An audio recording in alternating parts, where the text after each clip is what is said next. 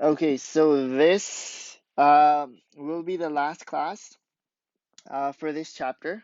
So our focus now will turn from rational equations to reciprocal functions. Now, the thing is, your textbook presents this in in chapter 7, I believe, in the next chapter. Okay, but I think and the other teachers do as well. This ties in really well with rational expressions. So I'm just going to combine this with chapter 6, and you will be tested on this concept.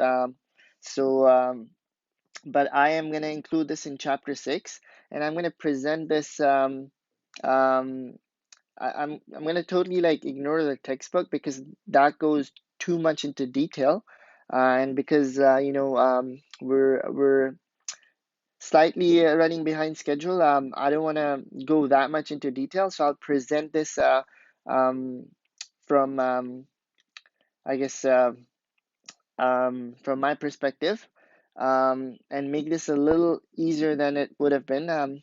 Um, had you done this in class. Okay, so reciprocal functions. Okay, so one way to think about reciprocal functions is to compare the function y is equals to x. Okay, so maybe let me do this in red. So y is equals to x to y is equals to 1 over x, which is what we're going to do. So for the starter question, my goal was to ask you to complete the table of values. So I would have just given you these values and I would have asked you to compute these ones.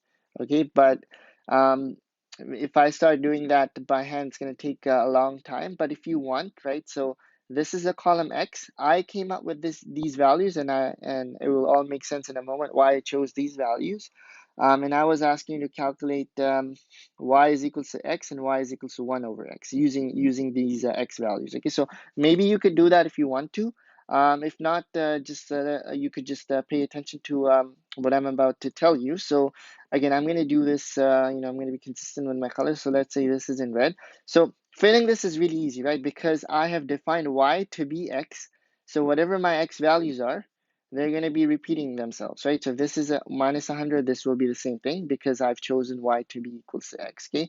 Now, in this case, it's different because y is equals to 1 over x, okay? So it's kind of like the reciprocal of that, right? So how do you find those values? Well, the best way to find those values is to understand that each x value here has a numerator and a denominator, but the denominator is not visible.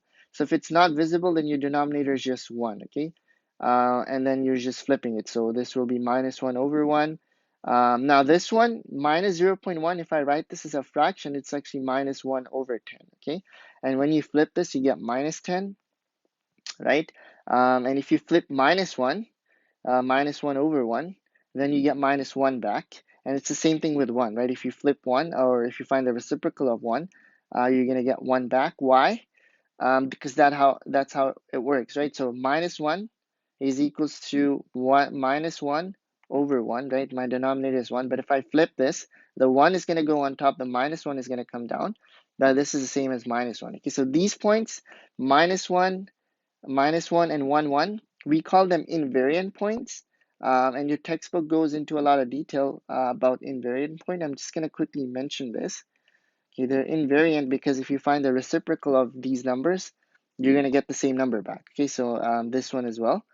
So these are invariant. Another special point over here is 0. Okay, 0 is special. Why? Because again, if I write 0 as a fraction, I'm going to get 0 over 1. But if I flip that, right, if I find the reciprocal, then 1 over 0 will be undefined, okay? Because you cannot divide by 0, okay? So now let's graph the two functions. The red one will be y is equals to x. Now y is equals to x, right, is a linear function. So you can compare this to y is equals to mx plus b. And when you do that, you'll realize that your slope m, right, if you compare this to this, your slope is just equals to 1 and your b value is 0. So your y-intercept is 0. So your function starts at the origin, okay, at the point 0, 0. And because your slope is positive, it's 1, it will actually increase. And this is what the function will look like. Okay, not too difficult. Now, what about y is equals to 1 over x? This one's kind of tricky. So let's draw the Cartesian plane. Okay, and so label this is my x. 1 second. So this is my x and this is my y. Now, this is a trick that I'm always going to ask you to do. Okay, so the x value, which makes your function undefined, so in this case, it's 0. Always draw a vertical line that is shaded. Okay, so something like this at that point. So this is my line. X is equals to 0. Okay, so x is equals to 0. This is the equation of that line. So I always draw a shaded line over here, and I will mention this more in detail a little later. So whichever value makes your function undefined, make sure you draw a shaded vertical line at that point. Okay, and that's what we call an asymptote. This is a vertical asymptote. Again, this will all make sense. And when we're talking about a reciprocal function, you also have a horizontal asymptote, and that will always happen at the at the x-axis. Okay, and so draw this will always happen at the x-axis. So again, shaded line, and the equation of this line is y is equals to 0, right? So because remember, when you draw any horizontal line, like for example this one, and let's say this value over here is 1, okay, the y value over here is 1, let's just say, of your graph. Okay, so let me just put a point over here and let's just pretend that this is 1. Then the equation of this line would be y is equals to 1. Okay, so the equation of this line, right, is y is equals to 0, because this is the point where your y values are 0. Okay, and again, I will talk more about this a little later. So um, let's just see what this function looks like. Okay, so I've drawn the asymptotes for you, but you guys don't even know what asymptotes are, right? So I'm just gonna ask you to just hold on for on that thought for a moment. Okay, now what can we do? Okay, so use the table of values. Okay, so I'm gonna clean this up a little bit. So remember, that was your invariant point, and so make sure you copy this down, invariant point. Okay, it's kind of important. Um, so 1 and minus 1. So I'm going to clean this up a little bit. So at, let's see, so at 0 0.1, okay, I'm also going to clean this up. So at when x is equals to 0 0.1, my function is at 10. So that means when I'm very close to 0, my function is has a very high value, right? So, and you know what? I'm going to actually make more space for myself. So let's just move this over here, because you will see that I actually don't need this piece. So this equation is x is equals to 0. So when my x value is equals to 0 0.1, so very close to 0, my y value is 10, right? So I'm going to put a dot over here. And when my x value is 1, right? So when my x value is 1, my y value is 1. Again, I'm just sketching it. I'm not being super precise. So let's just pretend this is 1. Okay, and let's just say that this is 10. Okay, so and let's just pretend that this is kind of like 0 0.1 or something. Okay, so at 0 0.1 I'm at 10, at 1 I am at 1, and at 100 I am at 1 over 100. So at when x is equals to 100, I'm at 1 over 100, but this is equals to 0 0.01, right? So I'm very close to 0. I'm somewhere over here. Okay, and for the negatives, right, if you work this out, it's the same thing. So when my x value is very close to 0, I am at negative 10, so I'm somewhere over here, right? And when my x value is minus 1, then I am at minus 1, so somewhere over here. And then finally, when it's minus 100, I am at minus 0 0.01, right? So if you want, I can write the decimal value for you. So I'm very close to 0, right? So minus 0 0.01. So I'm somewhere over here, okay? And when you connect the dots, if you connect these three, you're going to get something like this. And if you connect these three, you're going to get something like this. Okay, so this is what the function 1 over x looks like. And you could use Desmos to kind of like see a much better graph. But there's a few things to point out about this function. Okay, so you could increase your x value from 100 to, let's say, 1,000,000. Okay, but even then, you're gonna get a value that is very close to zero, like 0. 0.0000001 or something, right? But you won't be at zero, okay? And you can increase this x value to a billion, a trillion, however big you want it to be, but you will never actually attain the value of zero. That's why this is your horizontal asymptote. Okay, so what does this mean? This means that as your as your x values are getting bigger, um, you know, by that I mean either negative or positive, your function will actually get closer and closer to zero, but it will never touch the zero value. Okay, so um, that's your horizontal asymptote, and I'll talk more about that a little later. Okay, so that's what it means. Now, vertical asymptote means, right, if you don't believe me, you could pick, let's just clean this up a little bit again.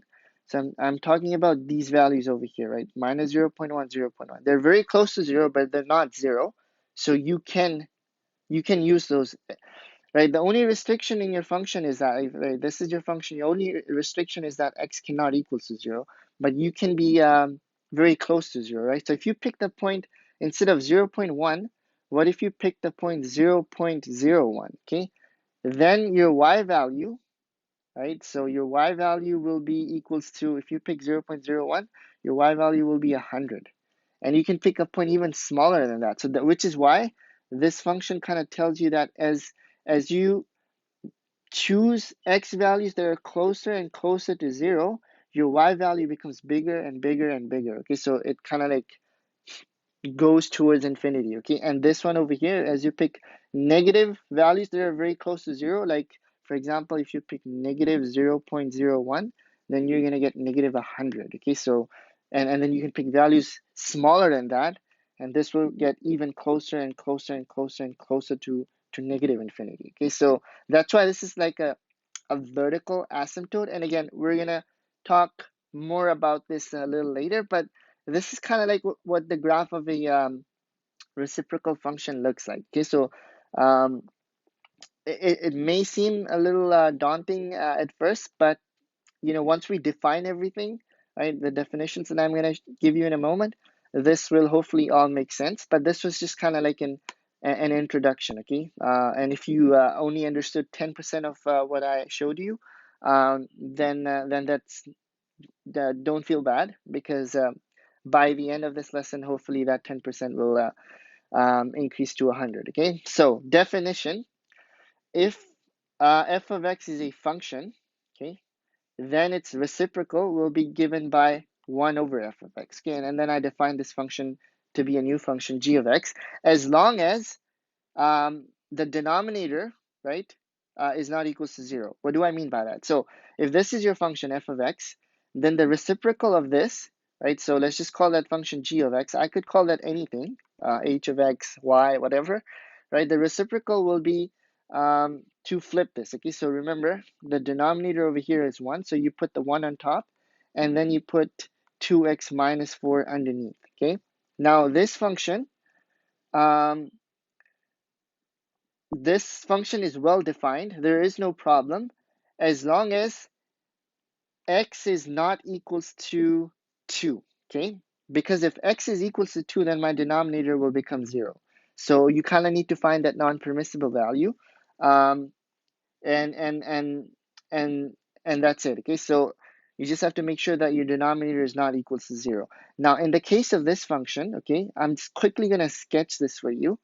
This is what the function will look like. Okay, so and then I'm going to skip this one, and I'll sketch this one. Okay, so because I don't have enough space. So you have x, you have y, and I always told you to start at the point which is undefined. Okay, this point is undefined, so you're going to have to draw a vertical line at the point where your function is undefined, so 2, right? And the shaded line, something like this. Okay, so x is equals to 2. This is your vertical asymptote. And your horizontal asymptote will always be given at the value y is equals to 0. And you can use Desmos if you want, but your function will kind of look like this. So very similar to what you had in the starter question, except that it's kind of like shifted, right? It moved, it's shifted 3 or 2 units to the right, okay? Again, don't worry too much about how I got the graph. Okay, the key idea is this vertical line has an equation, and it's x is equals to 2. Okay, so your undefined value is your vertical asymptote, and your horizontal asymptote will always be given at the point y is equals to 0. Okay, at not the point, but the equation of the horizontal asymptote will always be y is equals to 0. Okay, and I'll tell you why in a moment as well. So anyway, so this is what the graph of this function looks like. You can use Desmos to kind of like figure that out. Now, the question is only asking you to find the reciprocal. I'm just giving you the graph to kind of like illustrate my point. Now, the reciprocal of this function is just, again, your denominator is 1, so you put the denominator on top and the numerator underneath, right? So this is just x plus 2 x minus 5, and this function is well defined. Okay, there's no problem as long as x is not equals to -2 and x is not equals to 5, because those are the values that will make my denominator 0, and I don't want that. Okay, so you always have to list your restrictions. Okay, now for this function, again, the reciprocal of this, my denominator is just 1, right? So the reciprocal of this will just be 1 over x squared minus x minus 2. Okay, but then it's difficult to figure out what my non-permissible values are unless you factor this. Okay, and if you factor this, you're gonna get what is it? Minus 2. So minus 2 and 1, right? Multiplies to minus 2 and adds up to minus 1. Okay, so if you factor this, you're gonna get x minus 2 and then x plus 1. Okay, so again, because these numbers, they multiply to minus 2 and they add up to -1. So once you have this, it's easier to identify what your non-permissible value is, and it's actually x cannot equals to -1 and x cannot equals to 2. Okay, so if I were to graph this, which I will, okay, that wasn't my plan initially, but let's just and again, you can use Desmos to get a much better sketch. So what do you have to do over here? So again, just draw your Cartesian plane. Okay, so let me just stick with purple. Okay, so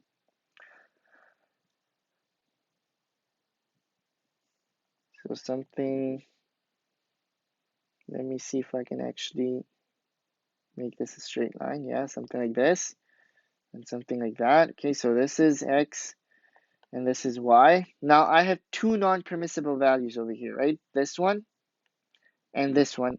I'm not going to ask you to draw a reciprocal of a quadratic function in your test or quiz, but I'm just quickly sketching it for you. Okay, so I said that your vertical asymptotes happen at the point, so -1 is, let's say, over here, and the other one is 2, so maybe somewhere over here.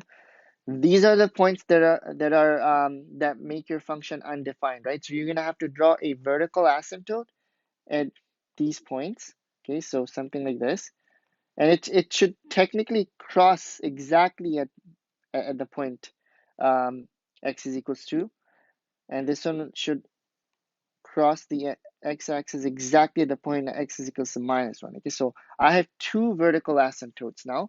Remember, my horizontal asymptote is always given at the x-axis, so the equation for this is always y is equals to 0, always in your case.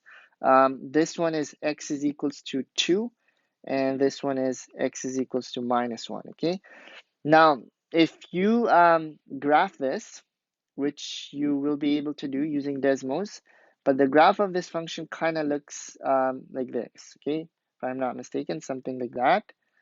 And then it looks like this, and then I think it looks like that. Okay, so let me just be sure. And again, you can easily figure out what the graph looks like when I show you the technique of doing this. Okay, and kind of boils down to looking at the table of values.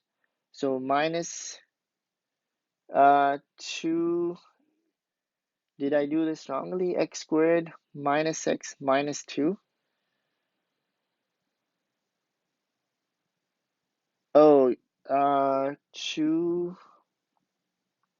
hold on, let me just delete this function and just, yeah, so this is perfect. This is exactly what the graph looks like, and you can verify this in using Desmos. Okay, so um, okay, so I'm not gonna ask you to sketch a graph of the reciprocal of a quadratic function, but what I want you to take away from this sketch is that your vertical asymptote. These are your vertical asymptotes, and this is your horizontal asymptote. And that your vertical asymptotes are always given at the non-permissible values, and your horizontal asymptote for now will always be y is equal to 0. Okay, so this is the key takeaway. Um, okay, so now let's define what a vertical asymptote is. Okay, now that I've given you enough examples. So given the reciprocal function f of x, the vertical asymptote will be given at the equation, will be given by the equation x is equals to a, where a is your non-permissible value. Okay, so for example, right? So for example, I think I already did that before. In this case, my non-permissible value is x cannot equals to 2.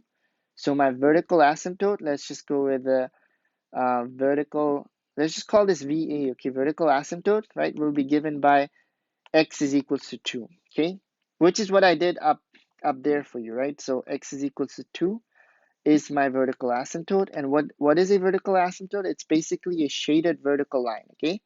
Um, right? So if you were to find the vertical asymptote, first you need to find the non-permissible values. In this case, x cannot equal to -2, and it cannot equal to 5. So your vertical asymptotes, right, VA for vertical asymptotes, will be given by these two equations. X is here, it will be equals to, x is equals to -2, and x is equals to 5. Okay, so these are your vertical asymptotes. Okay, so we're not going to graph the function. Um, but basically, let me quickly, I guess, sketch it. So your vertical asymptotes, let me make some room. So your vertical asymptotes, again, are given by x is equals to -2 and x is equals to 5. Okay, so I'm not going to sketch the function. I'm just going to sketch your vertical asymptotes. Okay, so the first one will be given at x is equals to -2. So if this is -2, this is where your vertical asymptote will be. And the other one is given at x is equals to 5. Okay, so this will be the point x is equals to 5. And then you can kind of use this asymptote to sketch the function. And again, it will look very similar to the one that I drew on top. Okay, so but this one gets much closer to 0, and it looks something like this. Okay, but it's not always the case. Doesn't always look like this. Okay, sometimes it may look like this, like this, like this, and like that. Okay, and again, if we were in class, I would have shown you how to sketch this for quadratic functions, or for the inverse of, or for the reciprocal of a quadratic function. But we're not going to do that. Okay, and I've already done this for you, right? So I'm not going to sketch this one, but I will list my non-permissible values. So in this case, x cannot equals to, what was it? X cannot equals to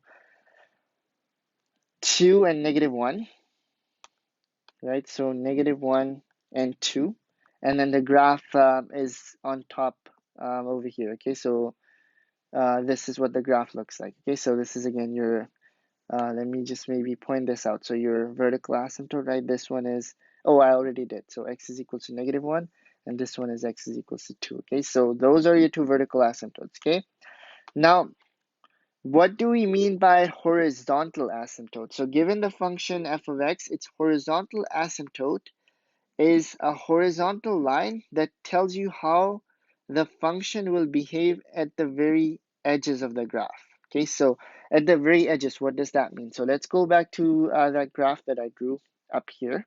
Okay, so at the very edges of my graph means when my x values are really large, so over here, and when my x values are really small, so somewhere over here. Okay, so what happens to my functions? What happens to the y values of my function as my x values get really large, um, on both ends, right? So this number will be very large, but it will be positive. This number will be very large as well, but it will be negative. And what will happen to your function is the y values of your function will actually get closer and closer to zero, closer and closer to zero, but it will never touch that value, okay? And you know what? I'm kind of excited, so I'm gonna show this to you. I think I have a graphing calculator. So let me just quickly plot this um, for you. So the function that I drew by hand is this one, divide by, I'm just going to use brackets. So you have x squared minus x. Okay, no, not like that. So delete. Shit, okay, so I'm going to put, I have to put this, not the shift button, but this one, the next one, right? So that it goes to then, and then minus x minus 2, okay, and then you trace this. Let me see if this is x squared minus x minus 2. Yeah, so this doesn't really do a really good job for whatever reason. But you see, you kind of have the shape of the function. Which is basically what I have. But if you use Desmos, I think Desmos will do a much better job. Unless I think I'm using the right minus sign. I am. But yeah, your graphing calculator, not the not the best thing. But as you can see, right, this is my point. X is equals to 2, and my function will never touch the 2 value, nor will it touch the minus 1 value, okay? And it will just, as you get closer and closer to, your function is gonna, your y values are gonna get bigger and bigger, okay? Which is kind of like what I have over here. But if you use Desmos, right? So Desmos, I think Desmos will do a much better job than your graphing calculator does, okay? Anyway, so right, so horizontal asymptote are the values that your function um, approaches when your x values get really large.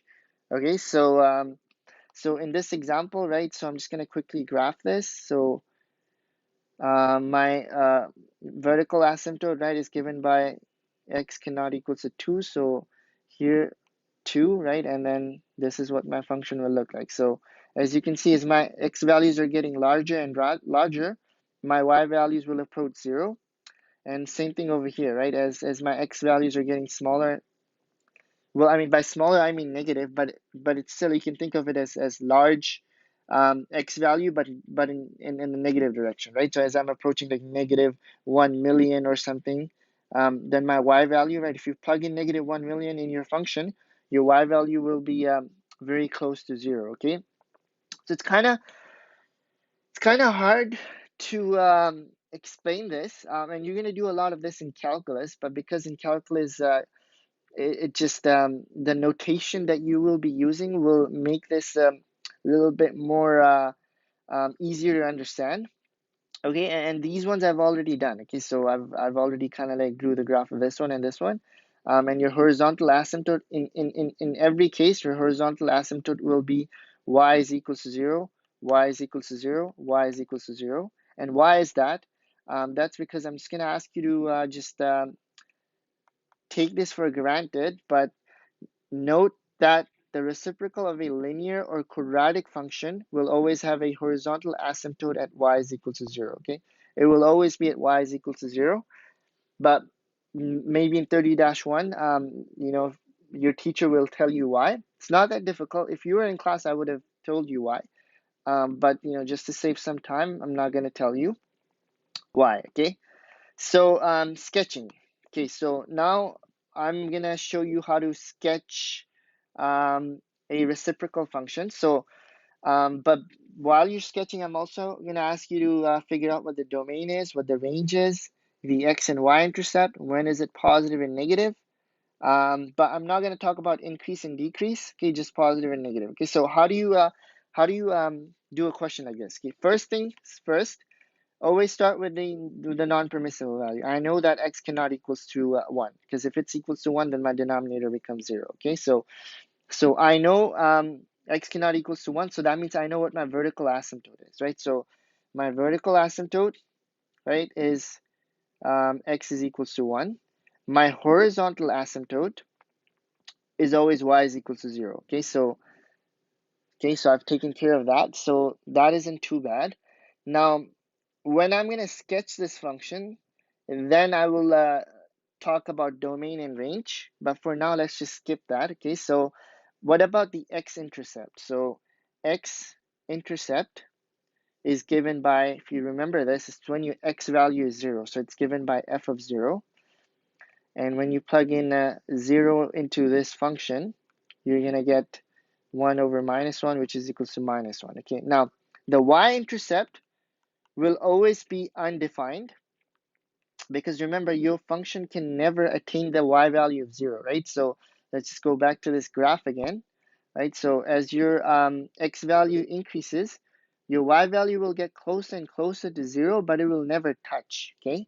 And in Desmos, you can really zoom in and see that for yourself, okay? Maybe up here you can, right, if you like zoom in. So right, it doesn't matter how big your x value is. As you zoom in, it will never reach 0. It seems like it does, but as you zoom in, you will see that no, it doesn't reach 0. Okay, um, so it will be undefined, but let me show you why. Okay, so remember, y-intercept means right, y-intercept, I told you, means that f of x is equal to 0, right? So that means I need to solve for x. So I'm going to replace f of x by 0, okay? And then I'm going to get 0 is equals to 1 over x minus 1. So I am assuming that there is a y-intercept, but what happens when I cross multiply? Okay, so this is 0 over 1. When I cross multiply, I get 0 times x minus 1 is just 0, and 1 times 1 is equals to 1, right? So this is a contradiction, right? This is a contradiction. So whenever you get a contradiction, that means whatever you assumed initially was false, okay? So that's why your y-intercept will always be undefined, okay? Um, when is the function positive? When is it negative? Okay, so that will be answered when I draw the graph. Okay, so positive and negative, domain and range, I'm just going to answer that after drawing the graph using all this information up here. Okay, so I'm going to use all of this. So let's add an extra page. Okay, so yeah, so let me just do this up here. Okay, what is my x is equals to 1? Okay, so let's just do it. Yeah, let's just do it something like this. So when x is equals to 1, I have my vertical asymptote, right? So I'm just going to maybe draw this in purple. That's my vertical asymptote. How was I able to figure this out?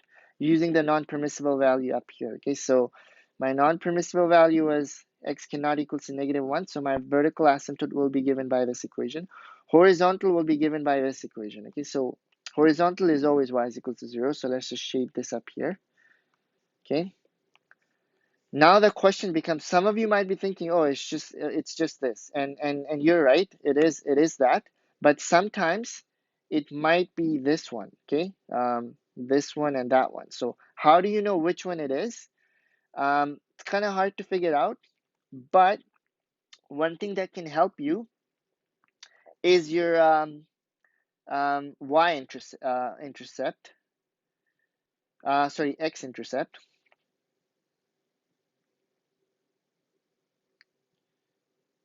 Oh, I think I've done this. So this should be your y-intercept, right?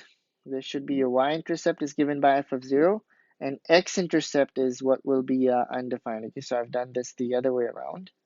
So this is your x-intercept. Okay, so this is undefined. Sorry for that. So my y-intercept happens when at f of 0, right? So that means my x value is 0. right? So this is the point if you want 0, comma, -1. So at 0, my function is at -1, okay? So again, this is just a sketch. So because this is the point that your function has to go through, it cannot be over here because it cannot cross this line, okay? It has to be over here, but I'm going to give you another way of figuring this out, okay? So you know that your function cannot equals to 1, but let's pick a value less than 1. So let's pick, for example, let's find out what f of 0 0.99 is, okay? So 0.99 is very close to 1, but it's somewhere over here, right? It's very close to 1, but it's on the left-hand side of 1, right? It's smaller than 1. So if you plug in 0.99 in your function, so f of 0.99 will just equals to 1 over x minus 1, right? So 0.99 minus 1. And if you use your calculator, you're going to get a huge negative number. Okay, so let's do that. 1 divided by 0.99 minus 1 is actually minus 100. Okay, so when my x value is less than 1, right? When I'm somewhere over here, my y value is really high. So that means my function starts from here, goes through that point, and goes that way, okay? Now, you can do the same thing over here. So if this is, right, this is the value, x is equals to 1, right? Let me just redraw my vertical asymptote. Now, let's pick a value slightly greater than 1. So something over here, okay? It could be anything. So let's just pick f of 1.01 if you want. Okay, 1.01 is very close to 1. It's bigger than 1, so it's on the right-hand side. And I think you're going to get the same value, right? You're going to get the plus a 100 this time. So if you change that to, and again, you could have chosen 0.9, right? You could have chosen f of 0.9. That would have been fine. And here you could choose 1.1 if you want to. But in any case, you're going to get, so in this case, I think you're going to get minus 10, right? So you're going to get a nice big number. And here, if you work this out, you're going to get 100. Here, you're going to get positive 10. Okay, so this is positive 100. So that means if you approach the x value from the right-hand side, your y value will be very high, okay? And then it starts from here, but it cannot touch 0, right? So that means it goes this way, okay? So you can kind of figure that out. Another way to figure this out is to yeah, but I think that might confuse you even more. Okay, so these are your values. Now let's do domain and range. Okay, so for domain, I'm just gonna put D for domain. Okay, domain. As you can see, your function is taking all the values except for one value. There's only one value, one x value that your function cannot take. So your domain is y is not equals to y cannot, I mean x, sorry, x cannot equals to um, x cannot equals to 1, okay?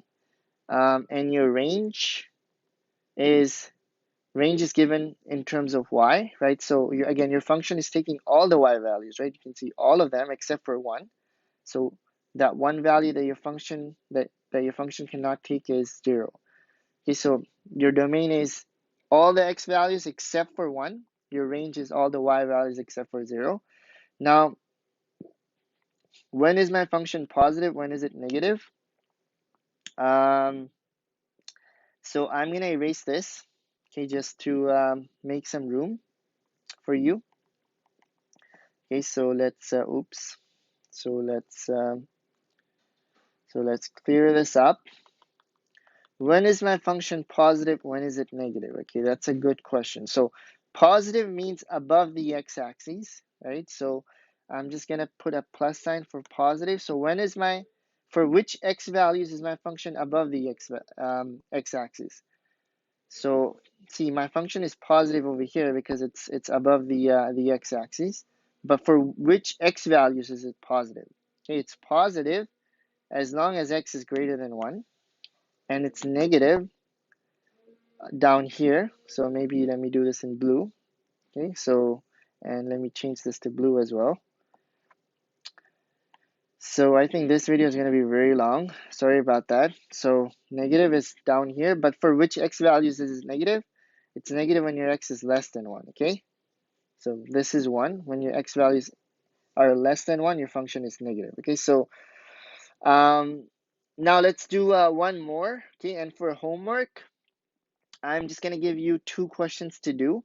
So I'm gonna after we're done, I'm gonna complete the notes and then post the solutions to this because this is not taken from your textbook.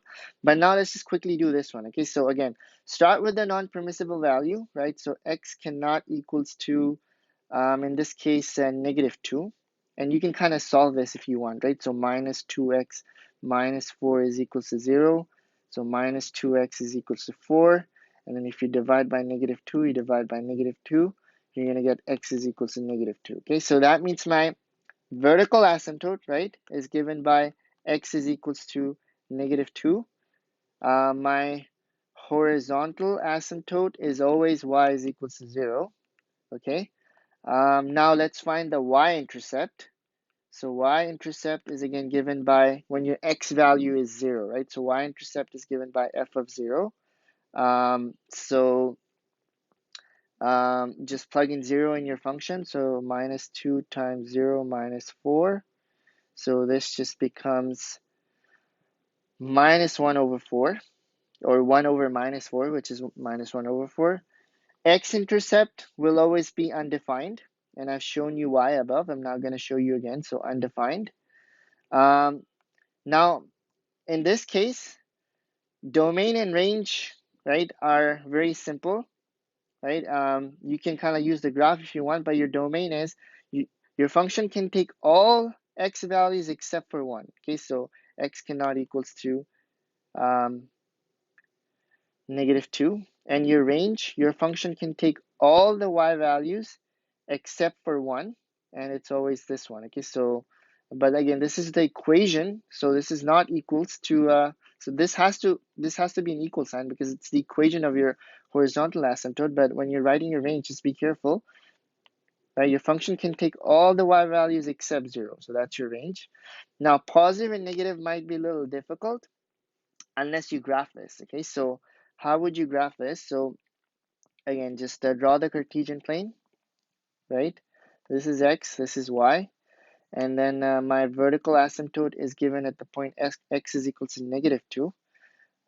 So if that is the case, then let me draw this a little differently because most of my function will be on the negative side. Okay, so let's just draw it this way. So this is x, this is y, and my vertical asymptote is given at the point, sorry, this should be -2, right? -2. X cannot equals to -2. So at -2, I'm going to have my vertical asymptote. So let me just use a different color for my, so -2, right? And then I'm going to have my vertical asymptote over here. My horizontal asymptote is always given at the point y is equals to 0. And so this is the point, this is the line, not the point, line x is equals to -2. And this here is your line that has the equation y is equal to 0. So now I have my horizontal asymptote, I have my vertical asymptote. I know that my y-intercept is -4, -1 over 4. So right, so this is the point, if you want, this is the point 0, right? My x value is 0, my y value is 1 over 4. So at 0, I'm at 1 over 4, something like this, okay? And this kind of should tell you what the function looks like, but if you're confused, right, then pick a value very close to -2, but slightly greater than -2. Also a value close to -2, but slightly less than -2. Okay, so let's do that. So I already know 1 point. So I mean, you can kind of figure that out that your function is gonna behave this way. Okay, so because it cannot cross neither the vertical nor the horizontal asymptote. So this is what it will look like. But let's confirm that. Okay, so what you have to do is, I'm going to do this up here. Find this value. Okay, so let's pick a value that's greater than -2, but not by that much. So let's find f of, let's say, minus 1.9. Minus 1.9 is somewhere over here, okay? So f of minus 1.9, if you use your calculator, right? And the other one, let's find the point very close to -2, but slightly greater than -2. So let's pick f of 2.1. Both of them will give you the same value because both of them are 0.1 away, right, from 2. So now go back to your equation, right? Plug in the value x is equals to minus 1.9 in here. So you're gonna divide, so 1 over minus 2 times minus 1.9 minus 4, and I get minus 5, okay? And if this doesn't convince you, then pick 1.99 minus 1.99, and you're gonna get minus 50, okay? So let's do that. So let's make this even closer to 2. So minus 1.99, and then let's go with 2.01. Okay, and when you find out the values, right, if you plug this in into your function, you're going to get minus 50 for this one, and this one will be plus 50. Okay, so that means at minus 1.191 minus 1.99, I'm going to be really like down below. Okay, and at the point 2.01, I'm going to be really high up. Okay, so I'm going to be somewhere over here, and then it's just, making this shape. Okay, so I'm hoping it's kind of making sense. This is actually a lot longer than I was expecting it to be. But let me know. I will give you the solutions to the 2 homework questions. And I'm going to put one of these questions on the test, but I will be holding office hours on Wednesday. And I think you still have to register or something on Wednesday as well. So let's see how that goes. If not, I can always reschedule the test to Monday. And hold office hours on Wednesday and Thursday. But I don't know what that will look like. They will send me the instructions on Monday. But anyway, I'm going to be putting one question, the reciprocal of a linear function, and I'm going to ask you to state the domain, range, find the x, y intercepts, positive, negative intervals. Which reminds me, I did not do the positive and negative intervals, right? So let's do this over here. My function is positive up here, right? Up here it's positive. So as long as my x values are less than -2, my function is positive, and my function is negative um, down here, right? Because it's below the x-axis. And so if my x values become greater than -2, my function automatically becomes negative, okay? And it will never become positive because it cannot cross this x-axis. That's an asymptote. You cannot cross that, okay, this horizontal asymptote. So yeah, so let me know how confusing this was, if you found this to be confusing or if it made sense. And then maybe I could, I don't know, make another video or something, or help you out during office hours, okay? But let me know. And I think this video might be really long, so I'm really sorry about that, okay? Okay, guys, take care.